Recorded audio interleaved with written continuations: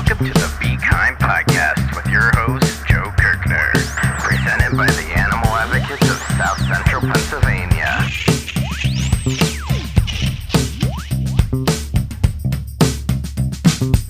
Welcome, everybody, to the Be Kind podcast, part of the Animal Advocates' mission to create a more compassionate world for all living creatures, whether or not they're taking a 1-month break, a 2-month break, or even a 3-month break from podcasting. All creatures and all podcasters deserve to be loved. And thank you so much for coming back to Be Kind podcast after her 3-month hiatus. We're super stoked to be back, and we're going to have lots of great ideas and episodes coming up. And the first of those episodes coming up is with Rissa Miller from the newly rebranded Vegan Journal. So Rissa, welcome back to the show. Thank you so much, Joe. It's a pleasure to be with you. So for anyone who doesn't know you or missed the last episode, do you want to give us a bird's eye view of who Rissa Miller is and what you're all about? Sure. So today I'm mostly here talking to you about the Vegan Journal. I am the senior editor. I started in that position in 2018, and it was not the Vegan Journal then, though. It was the Vegetarian Journal. In fact, it has been the Vegetarian Journal for the past 40 years, which is pretty cool. But now it is, as far as we know, the only nationally distributed magazine in the United States with the word vegan in the masthead. Wow. So, yeah. That's amazing. Yeah. So, yeah, it's super exciting to be part of that. I myself have been vegan for 27 years. So the journal's got me beat, but that's okay. So, yeah, I do lots of other vegan activities and things and activism, but my main role right now is as the senior editor of the Vegan Journal for the Vegetarian Resource Group based out of Baltimore, Maryland. Can you give us a little sneak peek behind the curtain of the conversations that surrounded the rebrand? So the content of the journal has been vegan, entirely vegan, for more than 30 years. And that said, there was a lot of hesitation and concern for many of those years that the word vegan was not well known, that it was unapproachable, or that people weren't ready for it yet. And when I started in 2018, I said, we're ready. Everybody's here. You even have people like Beyonce on board with the concept of vegan. It's mainstream. But we are operated as a nonprofit 501c3, and it took a little bit of time for the transition to happen. We had to pass it through a board and, think about everything that it would entail to legally change the name of a magazine that's already existed for 40 years. It's a lot. It's changing the whole identity of a magazine. We also, we entertain the idea, like, what would it mean for our readers? What would it mean for subscribers? We aren't supported by advertising. We are only supported by subscriptions and memberships to the nonprofit. So it was a big deal to go out on this limb. And yet I think everybody involved at this point is fully on board and really ready to embrace the new identity of the magazine. Yeah, that's great. And I think it's an amazing sign of the times that now vegan is the new vegetarian almost, and then vegetarian yes. is, I don't know, what would that make vegetarianism? A great transitionary spot. Yeah. There we go. Yeah, absolutely. And yeah. So the Vegan Journal, so you like to refer to as the Vegan Journal? Here I wanted to show you, here's some of the old vegetarian journals that I worked on. And I mean, like I said, the content was already all vegan, and now it's just got the proper label on the front. And less letters, so that is less work and cheaper, so saving money every time you write the name. More room for content. There we go. I think an interesting thing to consider is the magazine's been around for over 40 years, and 40 years ago, the internet was not a thing. So we take that for granted now that when you want to go vegan, all I got to do is Google vegan options at White Castle, vegan shoes, vegan restaurants near me, vegan meetups. And so back 40 years ago, I'm guessing this magazine played a very large role in many people's lives. Can you kind of talk about the vision for the magazine and how it got started? Sure. So obviously I wasn't part of it back then. I was back in 1982, I would have been 7. I was not on the team yet, but I can tell you that it started as a photocopied newsletter called Baltimore Vegetarians. It was distributed by hand around Baltimore. It was a very local grassroots kind of thing. The first issue had recipes for homemade ketchup, spinach with mushrooms, and I think sweet potatoes and apples, maybe a nut loaf. Vegan cooking definitely was not what it is today. Food science and creative chefs have changed everything. But in the interim, it basically started very small and grew quickly. And I think that the founders were incredibly surprised to find that people outside of Baltimore started subscribing and wanting copies of the Baltimore Vegetarian newsletter. I think it was in 1990 that they actually converted it to a magazine format and made it into a real magazine like, you would pick up. They used to be available in Barnes & Noble and independent health food stores, but just recently a lot of that changed, and the magazine industry has become a lot more expensive. So now we are only available through subscription.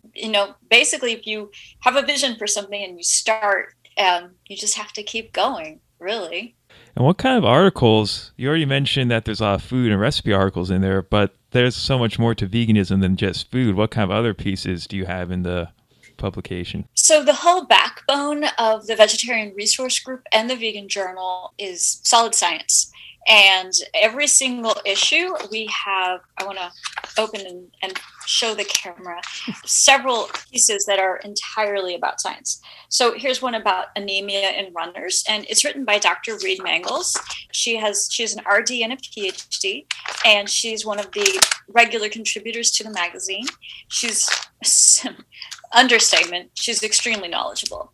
And then we also have the scientific update that appears in every single one of the magazines. It is full of recent quick bites from scientific articles. And the other thing we do, I don't know that I have one handy, is we run a lot of science pieces. And I'm looking for one specifically. Oh, here's a good one. There is cholesterol in some plants. Surprise. Interesting.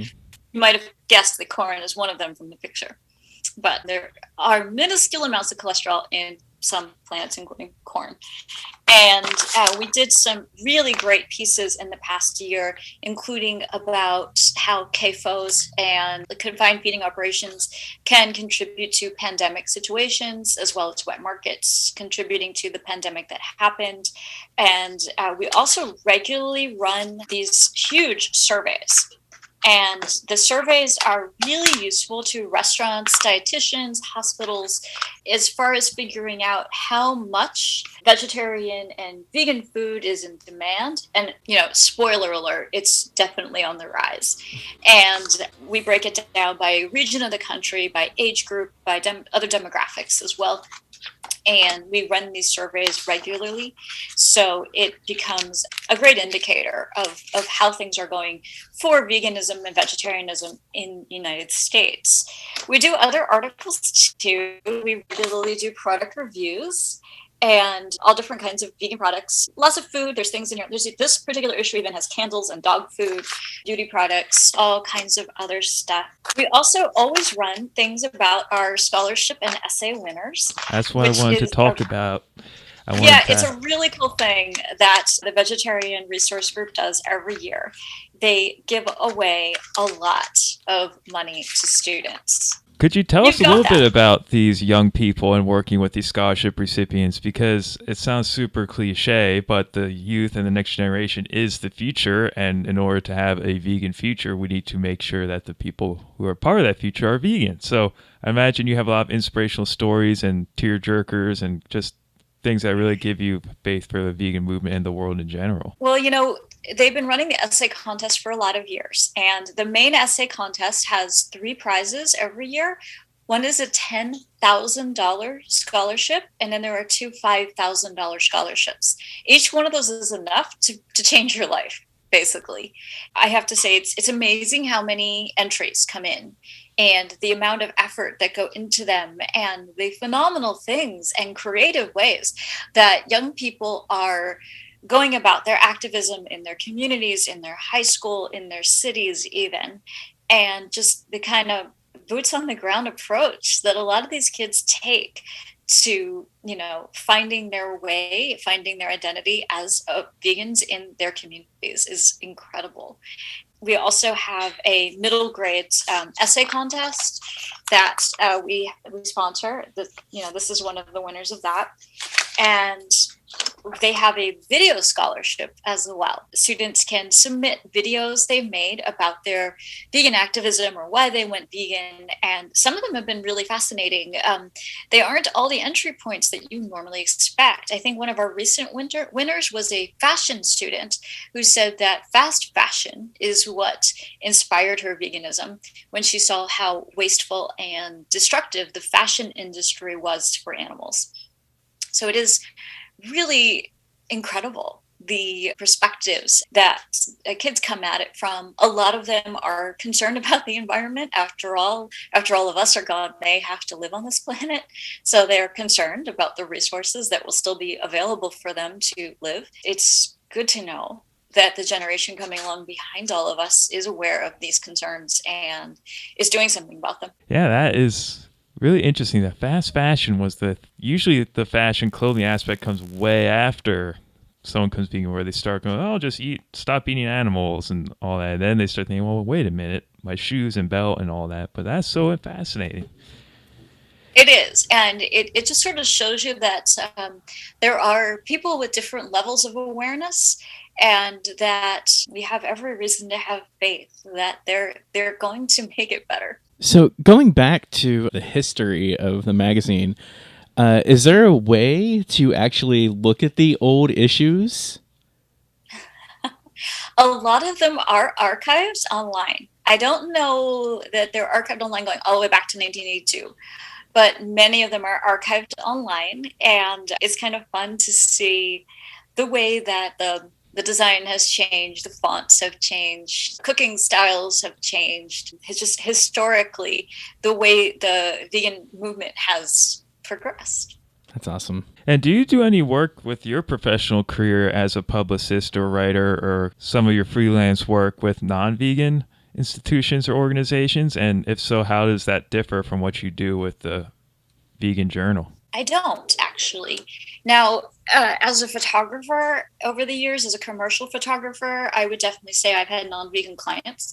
It doesn't usually come up in a headshot. Well, that's awesome. And even as a writer, I would say when I do freelance writing, it's mostly fiction or things like, that aren't necessarily of a journalistic nature. So not so much. My life is really vegan now. Well, let's talk about that for a bit. How is it living a life where basically day in and day out you get to live in a lifestyle that aligns with your ethics and values professionally and personally? It's pretty nice. It hasn't always been that way. John's heard me tell this story before, but I used to work at another publication where I was one of very few plant eaters, vegan or vegetarian, and I had colleagues that teased me mercilessly. I mean, cruelly, actually. And they went to the trouble of making up pamphlets for people eating tasty animals, and said it was PETA, people eating tasty animals, and would put it at my desk. They would leave fried chicken bones on my computer. So it was not only unprofessional and incredibly rude, but it was targeted and cruel, and the HR department did pretty much nothing about it. So I have been there. In 27 years I've been vegan, I've definitely seen the other side of what this can look like. And it's really lovely. When I used to work in the office, I work remotely now, but when I used to work in the office at VRG, this is going to sound funny, but the microwave never smelled like meat. It was just such a nice, subtle difference. And anybody who can find their way to that space professionally, I say go for it. Yeah, those little things, like you don't have to cringe every time you're eating lunch with your coworkers, or like you said, lunchtime isn't the worst smelling time ever. And just being able to be your authentic self, not have to put your values at the door when you walk into the office must be so liberating. So kudos to you for It is. navigating that journey. I think it's important to remember to approach your pre-vegan colleagues with the compassion that is necessary to make veganism accessible. It's so easy to get that stuck in your mind, or you're even in your gut, and you're smelling their lunch cook, and you're thinking about that poor animal that's being cooked in the microwave. But remember, that's where they are, the human, that's where they are. And if you make them feel bad, you're not going to encourage them to move in another direction. You're going to make them feel more stuck. Even when I was being teased mercilessly, I tried to remember that obviously the problem was theirs.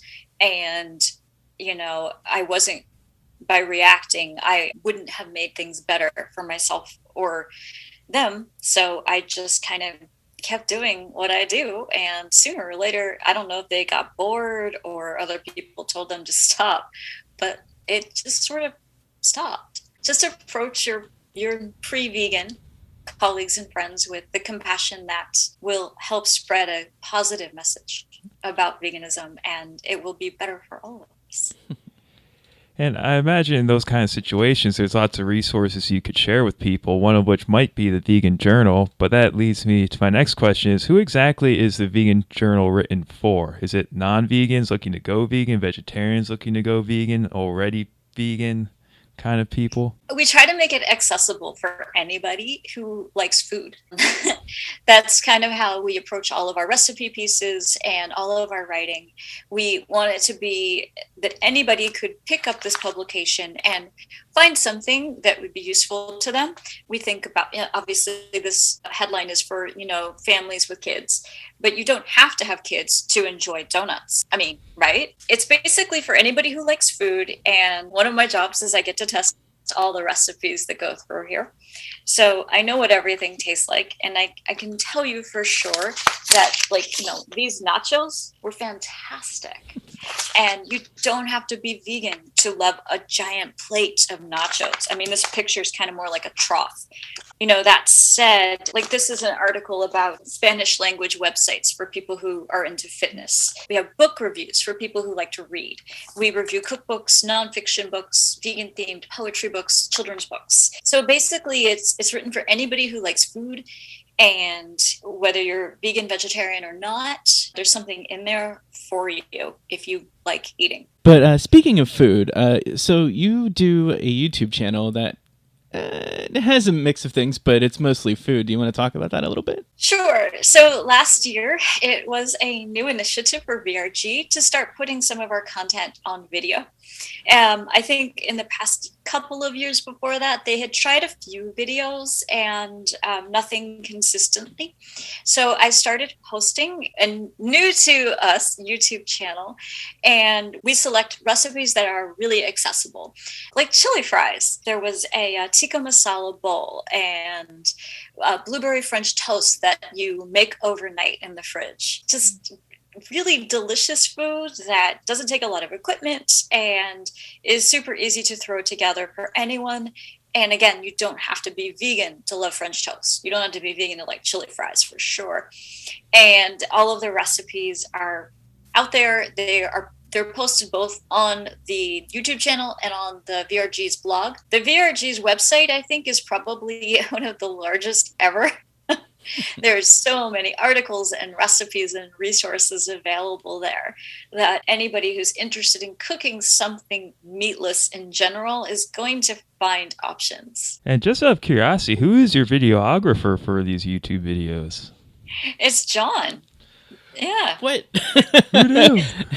I'm surprised. It's actually Victor. He's the guy. Victor's he's in charge. Like that, yeah. He's Victor's the creative director. And I think it's Chef John, right? Yes. Because he's also. You know, John, I don't have your magazine with me. That's okay. But me neither. add a graphic. I don't expect you to carry it around everywhere you go. I don't. You know, I probably do have it in my file, but I only have limited room on my desk, so I only have these 3 with me. That was fun. That was a fun project. I really enjoyed doing that. It was a challenge. Yes, because... I think that the stuffed peppers with mac and cheese were a big hit. Yeah, that's awesome. Yeah, everything I made was made special for the magazine. Like, it was I had to like really come up with like new ideas and everything, and that was a fun project because I don't usually do a lot of like stuffed vegetables and stuff like that. I usually just kind of throw it together and there it is. So that was a challenge and it was fun and I love doing it. You know, having tried all those recipes, the eggplant was definitely the most elegant. The stuffed eggplant rolls, they were really beautiful on the plate, and they felt like a fancy meal, even though they weren't difficult. They weren't a project to make at all. Right. I would honestly serve this pepper stuff with mac and cheese to anyone. And I did make that to take to a work day at one of the sanctuaries. And I chilled them and cut them into quarters. Nice. So they held together really well. And it was almost like the pepper was like a cracker that you could eat the cold mac and cheese off of. That's a good idea. idea. It worked out really nicely. But you know, my personal favorite, and then to my writing group, we actually met in person, like I think one time last year. Mm-hmm. And I served them the deviled potatoes, and none of them are vegan except me, and they loved them. Nice. My personal favorite though was the tomato. I liked the tomato with the white beans. I thought it was refreshing and light. It was my kind of food because, I mean, you know me, I eat mostly vegetables. Right. So I really loved that recipe, and it was a fantastic like salad bite. Thank you. That was actually one of the easier ones for me to come up with. So I'm glad that it was super easy to put together. Yeah. You know, it was really a super, super quick one. I think that might have been the last. Everybody appreciates that in a recipe. Everybody appreciates something that comes together quick, but tastes great and looks appealing. So it was a win. I think that was the last one I came up with for that, because there's 5 of them total. Mm-hmm. But I think that was the last one I came up with. I was like, oh man, I really got to come up with something, and I just slapped it together, and that was awesome. It came out really good. It just goes to show the variety of the recipes you have on there and how it kind of buys in from all these people in the community. And so, are you ever looking for contributors or articles or anything or recipes too? Always. It's lovely to have contributors and fresh ideas and different perspectives. So I definitely would love a diverse range of people to reach out to me with their recipes, with their article ideas. That would be great. And we'll put a link to all this in the show notes, because you are correct that your website is probably one of the most content-rich websites I've ever seen. Basically anything they could think about related to veganism, it's on there somewhere. So it's always it is. And there's even point. an online restaurant guide which covers the United States and a lot of Canada. It's updated every week. So it's a pretty big part of what some of the folks at VRG do, is maintaining those resources. And I just have 1 or 2 more questions, but as someone who is deeply connected to the vegan news cycle, what's in the vegan movement, what's coming up, what's maybe some stories or things that might be breaking or kind of hot or bubbling to the surface that people haven't been hearing about? We've all heard about the vegan chicken nuggets at KFC. We all heard about the vegan origin roots in the wet markets in the pandemic. But what's maybe some kind of fringe story or something that might be on our radar soon that you could give our listeners a sneak peek into? So I'll give you 2. The first story is the cooler one, and that is the new vegan leathers coming along. So forever, if you're vegan, you've either been wearing cloth or cork or polyurethane, which is plastic. And anybody who's ever bought vegan leather polyurethane, also called PU for short, knows that it cracks and it falls apart. And no matter how expensive it is, you're lucky to get a pair of shoes or a belt that lasts more than a year. And because it's plastic, polyurethane is not recyclable and is basically just landfill waste that will outlast us all. Now, you can use cloth and cork, but they're not the best in the winter. They're also not the best for a lot of other activities like hiking and outdoors activities. But the new vegan leathers coming along are so cool. So these boots are made from nopales cactus, which is prickly pear. They're grown sustainably in Mexico. Only the mature petals are harvested. So the plants live their full 8 years and they don't need any water or irrigation beyond rainwater. So it's actually good for the environment that these cactuses are growing on these cactus farms, and they're making this absolutely incredible leather out of them. The other cool thing is that it's going to become more available. Right now, these are not. In fact, this company, Dominic and Dempsey, when I interviewed them for the magazine, they can barely keep these children's boots in stock.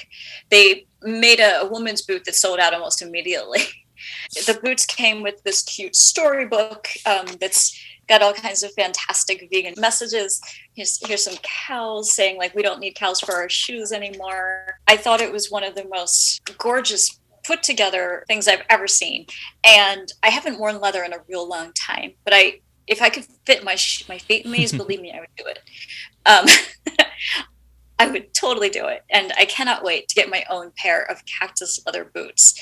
But it's not just cactus. The other things coming along in California, they have vertical farms growing mushrooms that they're making leather out of. That mushroom leather is being used by Mercedes-Benz for their new interiors, as well as high-end designers like Stella McCartney. Lululemon and Adidas are using both mushroom and cactus leather for some of their new sporting product lines. As well as there is pineapple, apple. They're using the leftover grapes from the wine industry to make leathers, flower petals, all kinds of plant materials are now being used to make sustainable, durable leather. The one thing I've got to tell you, I wish you guys could touch this. It's so durable. It doesn't feel like that crappy polyurethane. And apparently this wears for years. It actually molds to your foot, and it takes on a patina like animal leather would as well. So, I mean, obviously I can't fit my feet in these, but the idea is with the children's shoe that it could be passed down to multiple kids and they could be used again. I think the other thing people are going to be talking about is labeling on animal-free meats and dairy. I don't mean plant-based meats and dairy. I'm not talking about an Impossible Burger or a tofu cream cheese. I'm talking about the meats and dairy that are coming from animal cells. So this is something we're doing a lot of reporting and research on now. Basically, these things are already coming to market. They might be labeled as animal-free or even vegan because no animals were used in the making of them, but animal cell cultures were. So this is coming along. It's a very new field. We don't know a lot about it yet. I will say that I think that we're going to see some controversy, scuffling. Now, from an environmental point of view, it is fantastic. It is way better than factory farms. It is way better than CAFOs. It is lab-grown meat. It is lab-grown cultures that are used to make these products.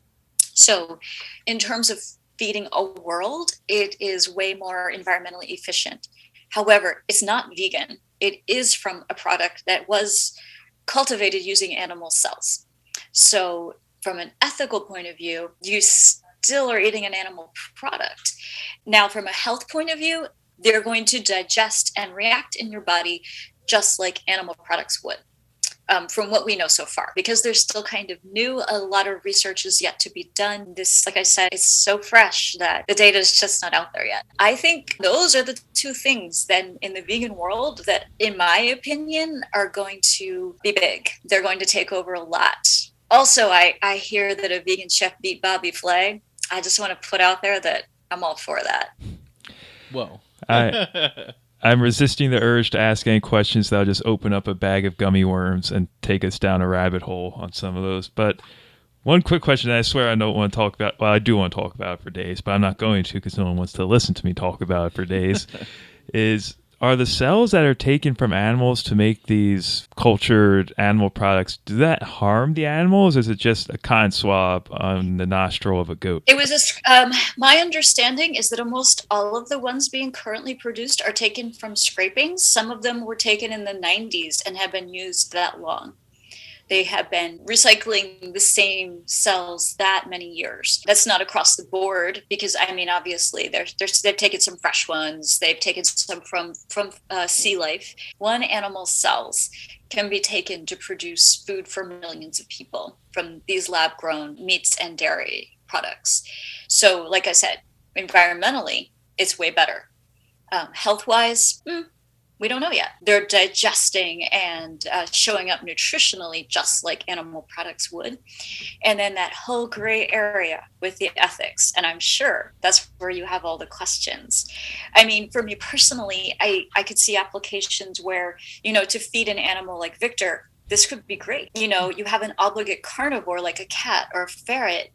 And as a vegan, you want to feed them ethically. So what do? This could be an answer. But when it comes to humans, I don't know.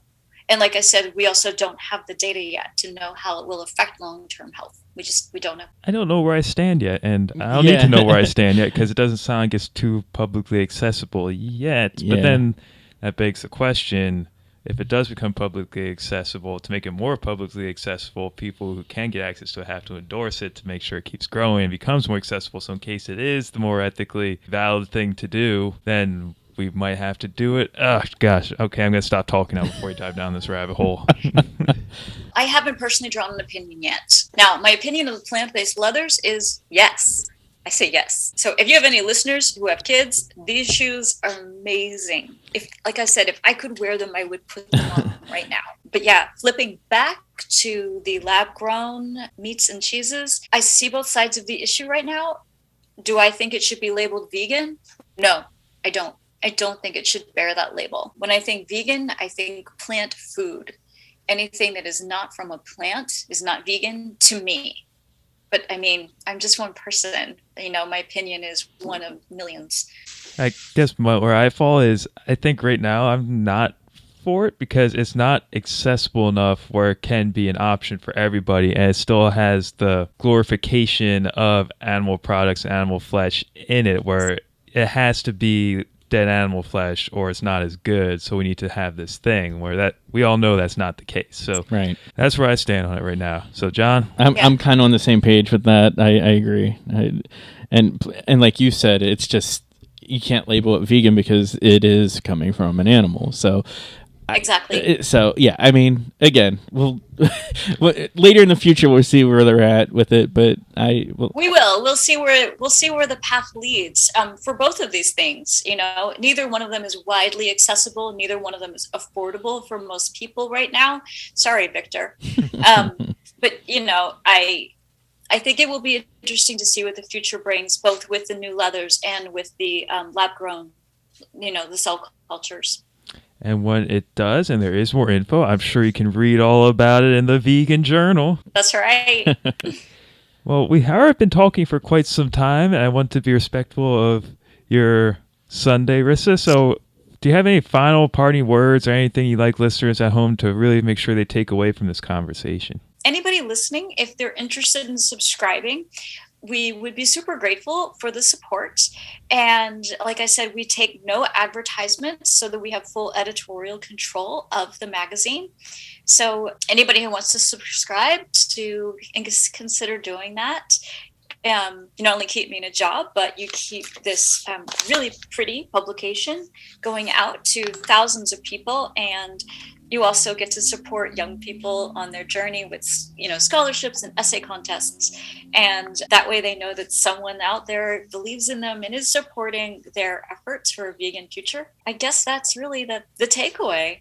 After 40 years, I'm super proud of the legacy of this and that I've gotten to be part of it. You're on the next journey or part of the adventure for the magazine. So they're super blessed to have you, Rissa, and we're super thankful you came on the podcast again. And thank you so much for all you do. Oh, thank you both for having me back. I appreciate your time. Thanks for coming on, and congratulations on being Volunteer of the Year for 2021 with Animal Advocates. Thank you both for your believing in all my crazy ideas. I bring to Animal Advocates.